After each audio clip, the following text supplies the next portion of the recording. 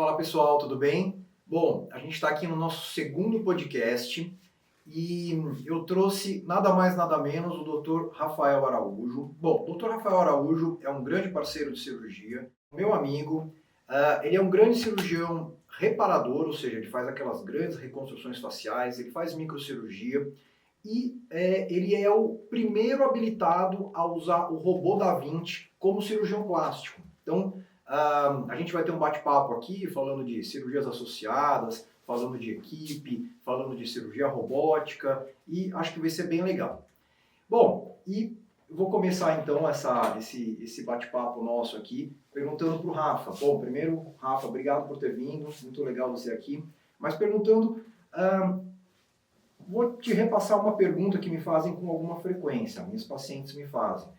Como que a gente consegue fazer aquelas cirurgias associadas, onde a gente faz várias cirurgias grandes, lipo, mama, abdômen, com segurança, mantendo a segurança? E, nesse sentido, passa pela equipe. Qual que é a sua opinião disso? Primeiramente, eu gostaria de agradecer o convite de estar aqui com você, Guilherme. É um convite muito especial, até porque é de uma pessoa que eu tenho grande admiração e amizade ao longo de todos esses anos que nós construímos. E muito obrigado. Então, vamos começar falando aqui sobre Mom Makeover, né, que seria essa associação de cirurgias que a gente consegue fazer em equipe. Então, em primeiro lugar, para a gente conseguir fazer associação de cirurgias, eu acredito que a gente precisa ter confiança naquela determinada equipe nossa. Então, a gente precisa confiar na nossa instrumentadora, confiar no nosso anestesista e ter uma confiança mútua entre nós, que é entre os dois cirurgiões já muito bem formados. E, para quem não sabe, o Dr. Guilherme ele tem uma formação na Unicamp, a minha formação é na Universidade Federal de São Paulo, a Unifesp.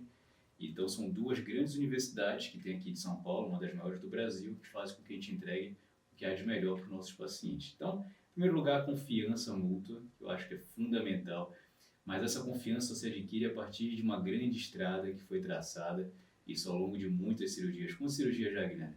Eu já perdi a conta. Já foram muitas que a gente fez, hein? Nossa, a gente já fez muita coisa também, pelo amor de Deus. Graças a Deus, então, né? Eu acho que pelo menos umas 200 a 300 cirurgias juntas. Pelo menos. Pelo menos isso. Então, juntos, né? como pode observar, a gente já tem uma estrada muito longa juntos. Então, um já conhece o que o outro gosta. Então, e dessa forma a gente consegue entregar o melhor para os nossos pacientes. Quando a gente faz essas cirurgias associadas, que são muito complexas, eu sempre falo para minha paciente, nenhum cirurgião opera sozinho, não existe isso, né? É muita coisa para que apenas uma pessoa preste atenção, a equipe inteira tem que estar focada, todo mundo tem que saber o que deve fazer naquele momento para que tudo flua, né? Para que o tempo principal da cirurgia, ou seja, que aquela parte que vai entregar o resultado, aconteça da melhor forma possível. Tem que ser tudo perfeito, né, Guilherme? Mais ou menos isso. Até o pouso tem que ser tudo Exatamente. perfeito. Se fosse um avião, seria isso mesmo. Você tem que decolar bem para que o voo de cruzeiro, né, que é o transcorrer da cirurgia, seja tranquilo e a gente consiga chegar no final, entregar resultado, né? Sim. Então, quando a gente... Eu acho que assim como você, já vimos muitos cirurgiões operando e a gente sabe que muita gente acaba focando em coisas secundárias da cirurgia, né? Coisas que não necessariamente vão entregar resultado. Por exemplo, posicionamento do campo, posicionamento de sei lá o que, equipamento. Então, assim, são coisas que são importantes, claro, mas que tem que ser feitas num transcorrer natural, né? Isso. E não perder tempo nisso daí. Vira orgânico, né? Vira orgânico, exatamente. O tempo é importante. O tempo é fundamental, isso daí, até porque a gente consegue reduzir o risco de complicações, né? Exatamente. Quanto menor a cirurgia, né, menor os riscos, né? Sim. E aí você fala, bom, como é que você associa diminuir o tempo com aumentar a quantidade de cirurgias? E hoje a gente consegue associar mama, lipo e abdômen em 8 horas, né, Guilherme? Em 8 horas, parece muito tempo, né? Não parece muito tempo, mas para pensar. É um piscar. 3 cirurgias enormes juntas aqui. Uhum. E só 2 cirurgiões. Isso mesmo. E aí, Rafa, você faz xixi durante a cirurgia? Meu amigo, é difícil, né? Não, mas a gente faz sim. É incrível que, assim, até isso, essa coordenação entre a equipe é importante, né? Tem alguns momentos que só um de nós tem algo a fazer. E nesses 10 minutinhos alguém consegue sair, beber uma água e voltar. Isso, Não é? a gente vai intercalando, né, Guilherme? Não é o tempo todo, são momentos bem pontuais, bem né? pontuais. Mas dá pra gente conseguir fazer até a Lu, que é a nossa instrumentadora, sai, né? Ela precisa sair um pouquinho. Ela tem que sair um pouquinho. Ninguém de ferro, Só o né? anestesista tem que ficar lá.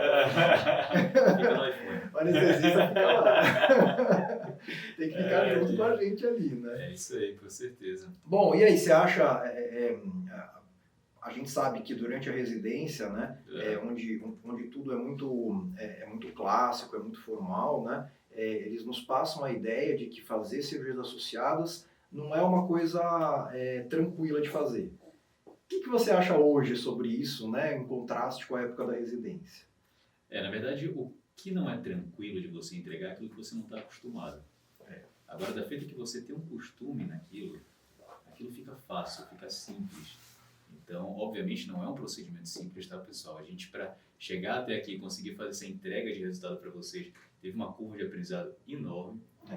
Mas eu acredito que, devido a esse costume todo que a gente tem, ficou corriqueiro. Isso facilita demais o nosso processo, todo o trabalho que a gente faz. Né, Guilherme?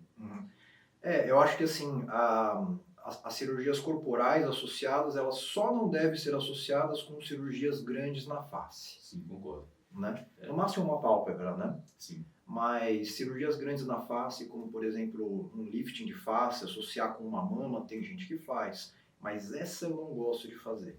São compartimentos diferentes, áreas diferentes do corpo, né? E é um modo cerebral diferente. É um modo cerebral, total. Entende desse jeito. São estruturas diferentes que a gente vai estar trabalhando ali. É um modo delicado e um modo mais macro, né? Macro, é verdade. Mas, imagina, quando a gente pensa no macro, a gente tem que trazer o contorno corporal, algo artístico, né? Então, a gente faz um trabalho mais braçal em si. Acredito que esse é o nosso foco. Mas vamos falar pro pessoal o que significa Mom Makeover, né, Guilherme? Fala pro pessoal o que significa Mom Makeover em si. A Mommy Makeover é um conjunto de procedimentos para restaurar aquelas alterações pós-gravidez. Então, aquela mamãe que teve gestações e acabou perdendo o contorno corporal, acabou ganhando uma diástase, né, que é a separação dos músculos reto-abdominais, ou por causa da amamentação, a mama caiu também, acumulou uma gordurinha onde não devia, né? Então, aí, o Mommy Makeover é aquela cirurgia onde a gente faz uma lipoaspiração para acertar o contorno, né? Eventualmente a gente faz alguns enxertinhos de gordura também para restaurar um volume mais jovial, um contorno mais bonito. A gente faz a mama, né, com prótese ou sem prótese, né, que é uma mastopexia, onde em geral a gente coloca a mama na posição de novo, e aí por fim a gente faz uma abdominoplastia, onde a gente acerta a diástase, qualquer herniazinha também é corrigida e a gente tira aquele excesso de pele, né, para deixar aquele abdômen bonito de novo. Então, como vocês podem ver, um makeover é combinar pelo menos 3 procedimentos cirúrgicos, né? Pelo menos 3 procedimentos cirúrgicos, isso mesmo. Mas fica bom. E você falou de diástase, né, Guilherme? Então, diástase, a gente fala muito de correção aberta da diástase em si. Mas hoje a gente já está trazendo um novo conceito também. Obviamente não se exclui o conceito da diástase aberta, porque tem paciente com indicação daquilo, mas para pacientes em casos selecionados, que é aquela paciente ideal, que é a paciente atlética, que já teve filho, né? Mas você percebe que praticamente ela não tem flacidez do abdômen, ela só tem a diástase em si, aquele estômago alto que ela gostaria de corrigir. E hoje, na nossa equipe, a gente já consegue trazer a ideia da correção ou videolaparoscópica ou cirurgia robótica, né? Você, Rafa, como o primeiro cirurgião habilitado a mexer no robô da América Latina, primeiro cirurgião plástico, né? Primeiro cirurgião plástico da América Latina. Qual que é a sua visão? Você acha que isso é o futuro? Você acha que isso é para casos específicos? Qual que é a sua visão? Gui, eu acredito que esse seja o presente, na verdade. E a gente precisa entrar nisso daí. E é o que a gente já está fazendo na nossa equipe. Então, a gente tem que entregar para paciente, obviamente, é um público muito seleto. É um público que é atlético, teve 1 ou 2 gestações, então não tem aquela flacidez de pele em si na parede abdominal, aquele excesso, aquele abdômen avental. Então, para ela, em vez de a gente fazer aquela incisão inferior, tá? Que seria aquela incisão parecida da abdominoplastia, a gente consegue fazer com apenas 3 incisões de menos do que 1 centímetro, na linha do biquíni mesmo, toda a correção da diástase, que seria a separação do músculo reto abdominal. Então, aquele estômago alto que a paciente reclama, a gente consegue corrigir. E associado a isso, a gente ainda consegue corrigir a hernia umbilical. Então, a entrega é uma entrega de excelência, minimamente invasiva, mínimo sangramento, e a paciente podendo ir de alta praticamente no dia seguinte, muito bem, praticamente sem dor. Então, olha só que coisa interessante. A cirurgia robótica, ela resolve a parte da parede abdominal. E ela traz uma grande vantagem. Ela não deixa cicatriz, né? Aquela cicatriz grande, né? Ela deixa Isso. furinhos, né? Furinhos. Como se fosse, pode usar até o próprio furo da lipoaspiração, né, Guilherme? Como se fosse um furinho de laparoscopia. Isso mesmo. Né? E ela corrige a parede abdominal sem deixar aquela cicatriz grande. E o que você faz com o excesso de gordura e com o resto? Então, essa técnica que a gente trouxe para o Brasil se chama técnica Mila. A técnica Mila foi proposta por um colega da Argentina, que por incrível que pareça, é um cirurgião geral, não é cirurgião plástico, mas ele já trabalhava com um colega da cirurgia plástica que não faz robótica, não faz essa parte.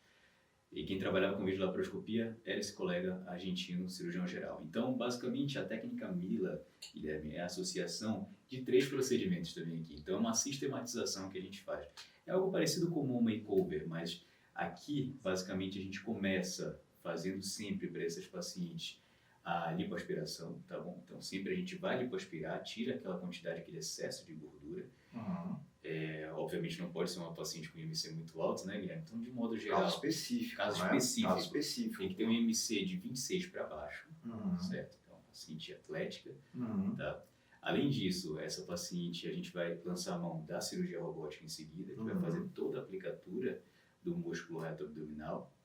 E, por fim, a gente faz a associação com as tecnologias, que é uma tecnologia que eu vejo que você sempre utiliza lá no seu consultório, né? A tecnologia BodyTite, Morpheus. Gostamos muito do laser também. O laser a gente utiliza porque, querendo ou não, o laser para tempos cirúrgicos maiores ele é bom, porque ele acaba sendo rápido, né? Para a gente poder fazer a utilização dele. E ele traz um resultado estético e funcional excelente para os nossos pacientes, né?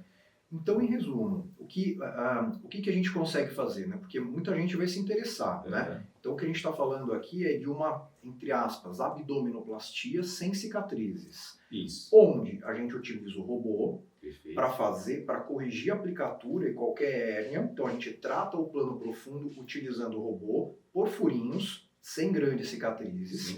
E aí a gente modela a parte do subcutâneo com uma lipoaspiração para modelar essa gordura. E a gente usa uma tecnologia de retração de pele para retrair essa pele também e a gente não ter problemas com sobra de pele, já que a gente não está puxando a pele. Claro, a gente tem que pensar no paciente de uma forma tridimensional, né? Exato. Aquela arte que a gente sempre imagina cirurgia plástica, porque às vezes o paciente imagina, nossa, mas cirurgia plástica e o robô... Não, calma, pera lá. O robô é utilizado pura e exclusivamente para fazer essa união da musculatura. O resto é tudo artístico, tá? Então, não é o robô que faz a lipo. Não é o robô que vai fazer a lipo, não é o robô... E também não é o robô que vai fazer a diástase, é o cirurgião no console. Exato. Que vai estar operando o robô para fazer aquele determinado procedimento. Porque assim, quando a gente fala que tem robô, a sensação que dá é que o robô vai operar. Como se tivesse uma inteligência artificial ali e vai fazer tudo para você. Na verdade, não. O robô é um instrumento. Não é quem está operando, é o cirurgião. Não é à toa que nós temos uma certificação para tudo isso. Foram anos de treinamento. E eu passei um tempo no Japão. Depois fui para os Estados Unidos e quando voltei para o Brasil fiz mais o meu aperfeiçoamento no Hospital Albert Einstein. Olha só, é tempo. Então é muita estrada aí, foram praticamente 10 anos de estrada para chegar até aqui e poder trazer isso para os nossos pacientes. Então, muito legal. Muito tempo, amigo. Muito legal. Muito tempo. O próprio nome robô não é um nome bom, né, de falar, né? É verdade. A gente tem que pensar em algo diferente, né? Seriam braços automatizados controlados pelo cirurgião, né? Isso. Porque o cérebro é o cirurgião. É o cirurgião, né? sempre Ele vai que ser está o cirurgião. operando Ele opera tudo. o robô, né? Perfeito. Ia ser bom ter um robô lá fazendo lipoaspiração, hein? Você só programa, fala assim, ó, quero assim, e aí manda o robô fazer lipoaspiração. Quem dera. Ainda vamos chegar lá, será? Eu acho que vai demorar. Eu acho que não. Eu espero que não seja na nossa época. Tá? É muito artesanal, né? A cirurgia plástica vai ser sempre muito artesanal. E como você pode ver, padrão de beleza varia de acordo com a cultura, varia com os países. Sim. Então não vai ser algo robótico de se pensar, entendeu? Sempre vai ter aquele senso artístico que só o ser humano vai trazer. Sempre. Não, perfeito. Eu acho que a gente poder oferecer essa possibilidade para um grupo seleto de pacientes, onde a gente vai ter a visão de que vai ficar bom o resultado, né? Porque muita gente vai falar assim, será que é para mim? E aí tem uma sobrinha de pele, tem alguma coisa que já diz que não é uma boa indicação, né? A maioria, Guilherme, vai ser a abdominoplastia clássica. Tá? É o que a gente faz, Mas obviamente não é tão clássico assim. O que a gente faz hoje é short scar. Sim. Não, ainda já é uma evolução É da uma evolução abdominoplastia. da abdominoplastia. Mas ainda entrega uma Sim, cicatriz, que com é certeza. inevitável e tudo mais, né? Uhum. Agora, mas para aquelas que têm indicação de robô, elas não são obrigadas mais a ganhar aquela cicatriz. Ah, não, por favor, Né? não precisa, né? Agora a gente consegue oferecer uma coisa bem mais legal. Imagina, no próprio furinho da lipoaspiração você conseguiu fazer tudo por ali. Pois é. Então vale muito mais a pena. Se Vai. você tem um certo recurso para investir naquilo, e saúde é um investimento, não é um gasto, Exato. eu acho que vale super a pena. Exato. Tem um aspecto funcional, né, que ele corrigia a diástase, que além de deixar o seu abdômen mais retinho, né, ele melhora a função, né, ele melhora a contração do músculo, que ao invés de ser uma contração curva, vai ser uma contração reta, você consegue hipertrofiar melhor aquele músculo e você protege a parede abdominal melhor, né, que já estava esgarçando e tendo hérnias muitas vezes, né. Então, você tem esse lado funcional e tem um lado estético associado, que é o lado de fazer uma lipo, ter um pouco de retração de pele, né, ajustar aquele abdômen para ter anos e anos aí de boa qualidade de corpo. Guilherme, só para eles entenderem melhor, em termos de tecnologia para retração de pele, explica melhor para eles qual seria a diferença entre laser, body tight e removal. Rapaz, é bem diferente. E aí eu acho que muitas coisas vão do próprio uso de cada cirurgião, né? Então vamos lá. Antes do laser, né, começando até um pouquinho antes, existe o Vaser ainda, né? O Vaser, ele é um aparelho baseado no ultrassom, né? Então você faz um furinho da lipo, você coloca o Vaser lá dentro e ele dispara aquele ultrassom. O Vaser, ele tem um pouco de poder de retração, mas ele é principalmente para liquefazer a gordura, para transformar a gordura em líquido, num creme, né? Isso daí facilita muito a aspiração dessa gordura. Depois veio o laser. O laser ele tem uma função mais dupla mesmo. Ele tem a função de liquefação, ele também liquefaz a gordura, mas ele também consegue retrair o tecido conectivo, que dá uma resistência melhor, você consegue melhorar muito a pele, a flacidez, né? Depois disso vieram outros aparelhos mais potentes nesse sentido de retração, porque a gente viu que retração era um grande nicho, né? Era uma grande necessidade. Veio o Renuvium. O Renuvium, ele se baseia no plasma, né? O plasma é o quarto estado da matéria, ele emite aquela nuvem quente, muito quente na verdade, chega a 80 graus na ponta do Renuvium. Então da mesma forma, pelo furinho da lipo você coloca uma ponteira, né, que parece uma cânula, mas na pontinha dele sai o plasma. E o calor do plasma retrai o tecido conectivo. Certo. Muita gente ama o Renuvium. Particularmente, ok? Então, com perdão de outros colegas, eu não gosto do Renuvium. Mas se o paciente pede, a gente vai fazer, né? Claro. Obviamente. Mas assim, e eu vou dar um motivo porque eu não gosto do cirúrgico, Renuvium. acho que aumenta, né, Guilherme? O Renuvium, ele tem um problema, ele é muita potência e pouco controle. Sim. Então, assim, a gente sabe que muito calor tem os seus problemas, né? Então, a gente prefere o body tight quando a gente precisa de um poder de retração maior. O body tight ele é tão poderoso quanto o Renuvium, né? Mas ele tem sistemas de segurança melhor. Então ele consegue controlar melhor o que ele está fazendo ali e ele não deixa que os problemas do calor excessivo deem complicações. Sim, claro. Então, o que a gente não quer, jamais é complicação. Mas o body tight tem um problema. Esse é o tempo cirúrgico. É por isso que a gente precisa usar o body tight mais para áreas localizadas, né? Perfeito. É quando a gente indica. Você indica quando, assim, quais são as áreas principais de seu indico body tight? Vou ser sincero para você, eu acho que assim, a diferença, isso por estudos, né? A diferença de retração de pele entre o laser e o body tight é pouca. E o laser e o Renuvium é pouca. Né? Quando você usa o laser, você não está perdendo em fazer o laser. Além de ter um custo menor, talvez uma proporção de 10 vezes menor, o laser ele te dá um resultado inicial muito bom e você consegue passar numa área mais ampla.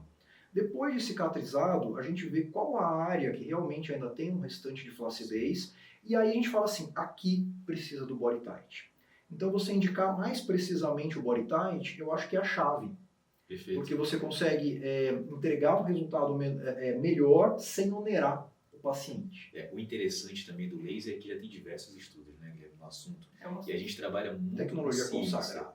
E se a gente vai entregar algo para o paciente, não é só arte, tá, pessoal? Então aqui é arte, ciência e tecnologia associadas no que a gente vai entregar. Tem que estar embasado. Então, tem que estar embasado. Não é Laser e body tight hoje são o que mais tem artigos publicados, tá? Que mostram baixos índices de complicações. Exato. Então é por isso que o que a gente sempre preza para os nossos pacientes é a segurança. Eu acho. Segurança antes de tudo. E a gente volta aí para o começo da conversa, né? Isso mesmo. Onde a segurança, onde a equipe bem coordenada, o sinergismo, a escolha dos melhores equipamentos, né? A indicação do caso é o que realmente vai dar a segurança. Não é uma coisa única. Não é uma série de coisas para tudo dar certo. Bom, Rafa, então assim, vou aproveitar a sua ilustre presença aqui e eu vou para uma outra área, então, que também vai render muito papo. Que nos encanta bastante essa área também, né? Face. Né? Face é uma das pérolas da cirurgia plástica, né? E nós dois amamos fazer, né? E assim, o rejuvenescimento facial, ele não é mais aquela coisa de puxar pele, né? Isso daí é uma coisa das antigas, né? Me conta o que mudou na cirurgia de face para dar resultados naturais, para entregar beleza ao invés de pele puxada. Com certeza, Guilherme. Hoje a gente tem uma cirurgia de face moderna. E a cirurgia de face moderna ela é baseada em planos. Então a gente tem que pensar no tratamento não só da pele. Tá? Obviamente a gente vai tratar a pele. A pele é um órgão de cobertura. É um órgão de cobertura. Mas até um tempo atrás pensava-se, eu preciso melhorar aquela determinada face do paciente, eu vou lá e resseco o excesso de pele, tá tudo bem. Só que fica aquele aspecto artificial, e não é isso que a gente quer entregar para os nossos pacientes. O que eu percebo é que nossos pacientes querem naturalidade, né? Aquilo que olhem para ela e digam assim, nossa, mas você está diferente, está mais bonita, o que será que mudou em você? Então, eu acredito que a gente tem que pensar nessa cirurgia de face por planos, então desde o tratamento da pele até o tratamento das estruturas mais profundas, que entra aqui o sistema músculo-aponeurótico. Quer falar um pouquinho mais para ele sobre isso? É exatamente o que o Rafa falou. Então, assim, reposicionar as estruturas que caíram. Esse é o ponto. Né? E puxar a pele não é a resposta disso. A pele é um órgão de cobertura, né? E não é um órgão estrutural. Né? Então, você puxar a pele, perde resultado, dá resultado artificial. O plano estrutural chama SMAS, é a sigla que você acabou de falar. Isso mesmo. O SMAS é aquele plano um pouco mais profundo, né? Esse sim serve para ser puxado e ele serve para reposicionar as estruturas que nos interessam. Né? Então, a gente levanta a pele, separadamente nós levantamos o SMAS e aí a gente puxa pelo SMAS. É interessante aquele momento da cirurgia em que a gente tem o SMAS já fixado na posição e a pele solta ainda. Parece que o paciente já está mais jovem. É verdade. Né? Tipo, sem ter mexido na pele, a pele solta ali. Então, puxar o SMAS é o que realmente dá naturalidade. E existem diversas técnicas de puxar o SMAS. Rafa, conta quais são elas. Hoje nós temos 3 técnicas principais em relação ao tratamento do SMAS. Tá? Então, uma técnica que é a aplicatura do SMAS. Então, a aplicatura nada mais é do que você dobrar o SMAS sobre si mesmo. Então, você não levanta o SMAS daí. Não levanta, você não descola o SMAS. E, obviamente, tem as indicações para esse tipo de paciente, para fazer esse tipo de procedimento. Não é um procedimento defasado. Existem indicações. Sim. Só que a gente pode começar a acessar o SMAS de outras formas. Tá? Então, a gente pode acessar o SMAS com high SMAS, que seria a restoplastia high SMAS, que a gente vai soltar boa parte do SMAS e reposicionar. E um SMAS que é ainda mais profundo, por isso que é chamado de Deep Plane. E o Deep Plane a gente já trata estruturas profundas da face como um todo. Que é a ponta do conhecimento. Que hoje, querendo ou não, é a ponta do conhecimento, é o grande desafio que nós temos e a grande modernidade que nós temos voltados para a cirurgia de face atualmente. Mas eu acho que vale a pena então a gente falar um pouquinho mais sobre esse Deep Plane, né? O que é vantagem e desvantagem? Né? Então, assim, o SMAS tratado através de aplicatura, né, ele tem uma durabilidade menor, porque você não está levantando e trazendo o SMAS, você está só encolhendo ele usando pontos. E pontos a gente sabe que cede, né, os pontos soltam. No entanto, para aquele paciente que por algum motivo não pode levantar o SMAS, e a gente tem casos como esse, a gente tem que fazer aplicatura, não tem jeito. O high SMAS é um SMAS onde nós levantamos uma grande parte do SMAS. E a grande desvantagem dessa técnica é que quando a gente puxa o SMAS todo levantado, a gente tem um efeito elástico, onde a gente perde tensão. Então, a gente está puxando pela ponta, uma das pontas, mas a outra ponta sofreu todo o efeito elástico e ele vai ter menos tração.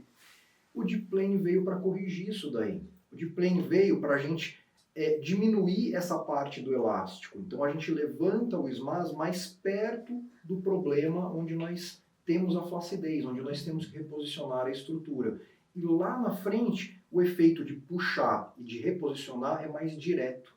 E a gente consegue, então, trazer estruturas de uma forma mais definitiva, né, para a posição correta dela. Não, com certeza, mas alguns pacientes e alguns cirurgiões consideram que há um risco maior de lesão de nervos, né, com esse tratamento de estruturas profundas. Só que a gente já tem um treinamento voltado para saber lidar com nervos, né, Guilherme? Então, a gente opera com lupa de aumento, a gente tem diversas estratégias para evitar esse tipo de lesões no intraoperatório. O bisturi elétrico a gente usa bem baixinho, a menor potência possível, até porque qualquer movimento que tenha na face, a gente consiga perceber se o nervo está próximo ou não. Então, conhecimento anatômico. O conhecimento anatômico é fundamental, por isso que a cirurgia reparadora, que faz parte da nossa formação também, não só a estética, é fundamental para a gente, fazendo com que a cirurgia estética fique, querendo ou não, muito mais factível, né? Muito mais palpável de se fazer e tranquilo. Eu hoje em dia acho o deep plane mais seguro que o Heismans. Por que parece também acho. Eu também acho, porque a gente acessa estruturas anatômicas já tão conhecidas, né? Que nos dão uma segurança bem grande do que a gente está fazendo, de onde a gente está. Então, assim, fica muito seguro mesmo. Fica muito seguro, mas, assim, eu acredito que a gente não pode focar só na face, né? Quando a gente está tratando uma paciente mais idosa, tudo, a gente tem que pensar no rejuvenescimento facial como um todo, né, Guilherme? Então, o olhar também é algo muito importante. Então, o tratamento do olhar em termos de supercílio, posicionamento de supercílio, em termos de pálpebra superior, pálpebra inferior, todo esse tratamento que a gente consegue trazer associado. Então, em primeiro lugar, eu acho que é interessante a gente falar sobre o tratamento da queda do supercílio em si, que pode ser feito, acho que de duas formas principais. Então, uma delas seria aquela incisão maior, tá? Que fica a técnica de Castanhares, tá? No próprio supercílio. E a outra, que já é uma cirurgia mais minimamente invasiva, que entra aqui, o GBL. Né? Então, o GBL, você consegue ter o acesso descolando toda essa região. Por uma incisão aqui na transição. Por uma incisão na transição do cabelo. Muito mais escondido. Muito mais escondido. E consegue fazer todo o reposicionamento sem nenhuma cicatriz nessa área. E tem uma outra técnica também que a gente faz, né, Guilherme? Fala um pouquinho mais sobre essa outra técnica também. Na verdade, assim, essas técnicas minimamente invasivas, elas são baseadas em incisões no couro cabeludo, né? Na transição entre a pele glabra e o couro cabeludo. E você faz essa incisão descolando toda essa parte aqui da testa e fixando o supercílio mais para cima, né? Então, são essas minimamente invasivas que, obviamente, são a preferência. Ninguém quer ter mais aquela cicatriz aqui no meio da supercílio, do supercílio, né? Com certeza. Isso não é bacana, por melhor que fique, né? Sim. O ideal é a gente ter aquela cicatrizinha realmente aqui dentro, né? E aí, por essa cicatrizinha aí dentro, aí a gente tem algumas maneiras de fazer. Sim. A gente pode fazer o GBL, que você mencionou, fazer a elevação, que a gente faz algumas vezes, né? Por essa incisãozinha, a gente plica o músculo, traciona a pele, ou até mesmo dá para fazer por via endoscópica, onde a gente coloca uma camerazinha e a gente faz esses mesmos procedimentos de puxar a pele, soltar a pele, mas aí com uma visão direta, né, com a visão da câmera, né? Mas você falou uma coisa bem legal no começo, que a face ela tem que ser pensada como um todo. Como um todo, sempre. Sempre. Então, quando a gente fala o lifting de face, ninguém está pensando, SMAS, não, é tudo. É tudo. É tudo. Então, assim, é o supercílio, é a pálpebra superior, que tem que ser feita com todo esmero, é uma cirurgia muito delicada. Porque a pele é a estrutura mais fina, a pele é muito fina ali. Aquela área é extremamente fina, então tudo é muito delicado. Os instrumentais que a gente utiliza são instrumentais extremamente delicados, instrumentais microcirúrgicos, né, Guilherme?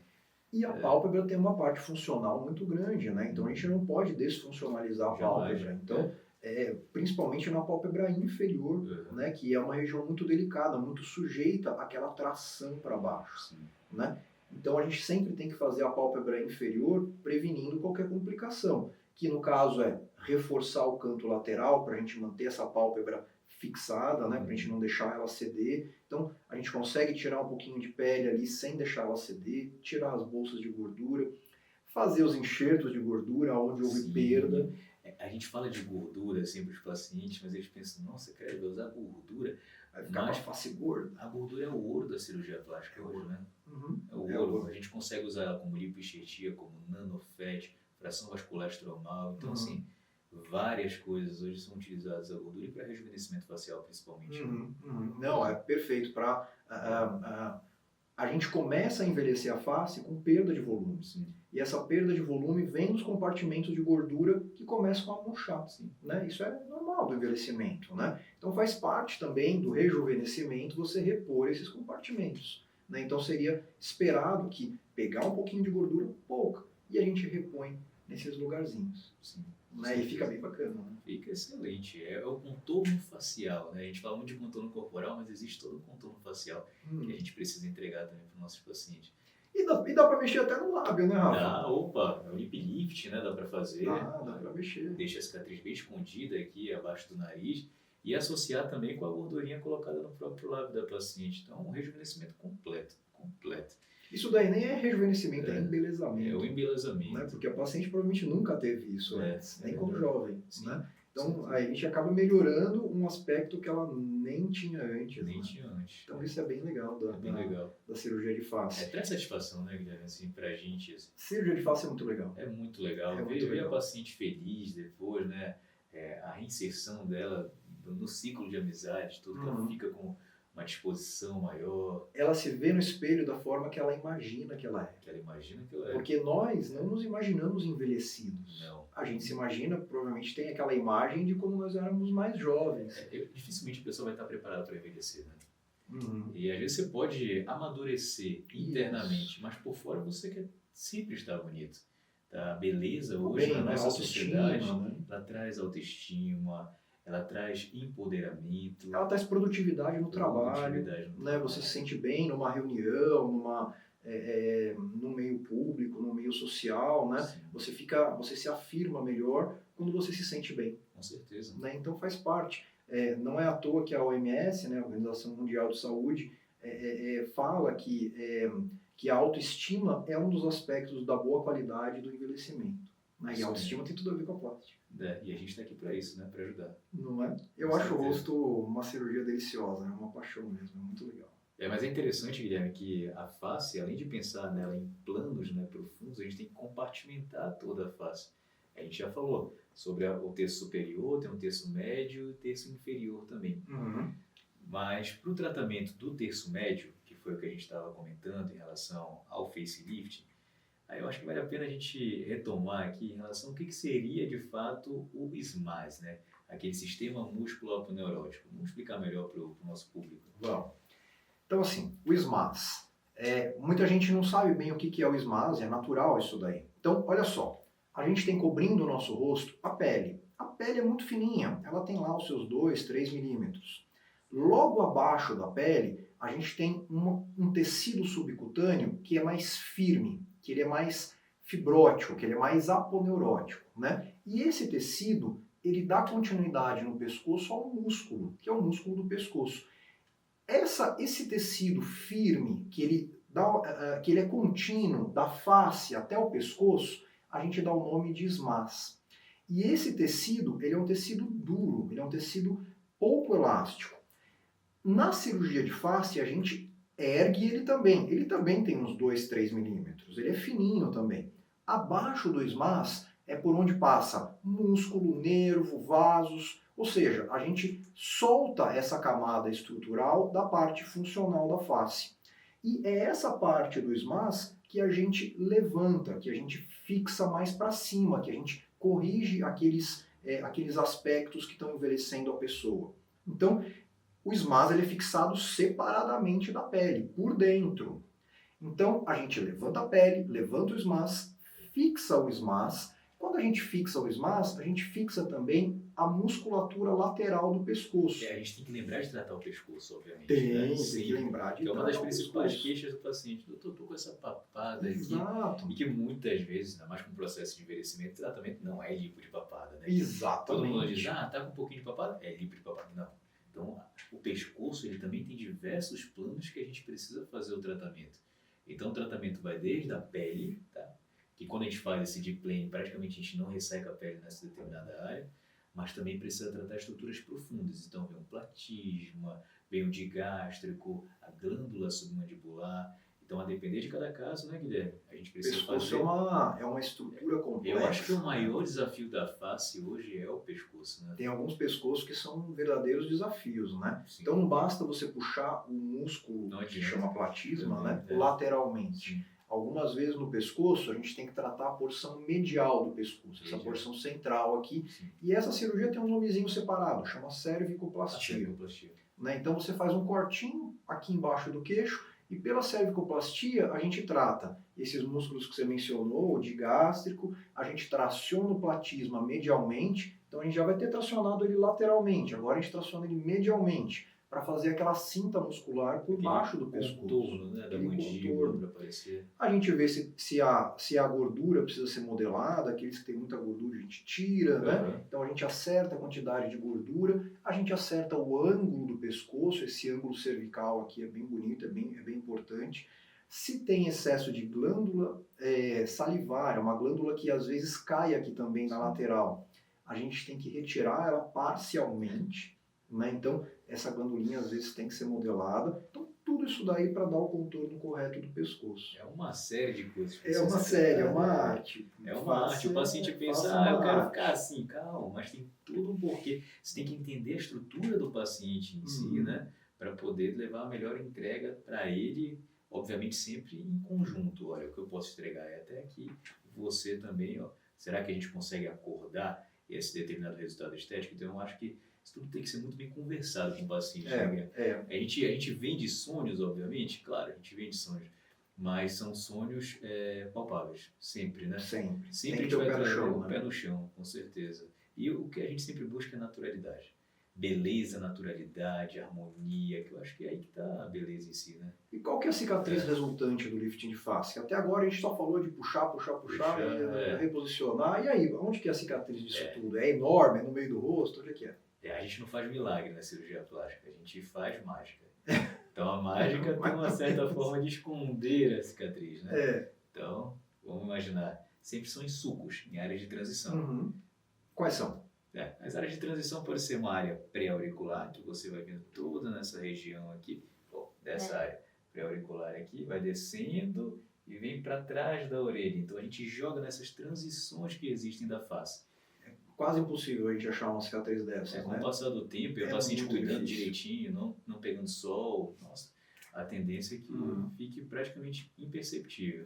Pega essa região aqui da costeleta, na frente da orelha, entrando aqui nas nuances da orelha, passando pelo lóbulo, indo por trás da orelha, entrando um pouquinho nesse couro cabeludo aqui. Então, basicamente, é essa volta. Essa aqui, né? volta. Tem aquela cicatrizinha aqui embaixo, que eu já falei, na cervicoplastia, e tem as cirurgias da pálpebra, que são as melhores do mundo, né? Não, a cicatriz praticamente não aparece depois, né? E às vezes tem uma cicatrizinha aqui, pra gente fazer o levantamento do supercílio, e às vezes uma cicatrizinha na base do nariz, quando tem que fazer o lip lifting, a suspensão do lábio. A paciente se preocupa muito com a cicatriz na face, mas assim, a face ela cicatriza super bem, de modo geral. E a gente costuma fechar a face por planos.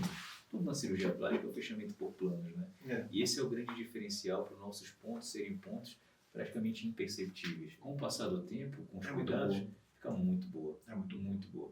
É isso. Então, obrigado pelo convite. Opa, então vamos encerrar aqui. Te agradeço demais esse papo de alto nível. Ter com você, não é? Volume 1, 2, 3, 4 do podcast. Gostei. Tá bom, muito obrigado. Abraço. Valeu, Gui. Prazer. Tchau, tchau. Tchau, tchau.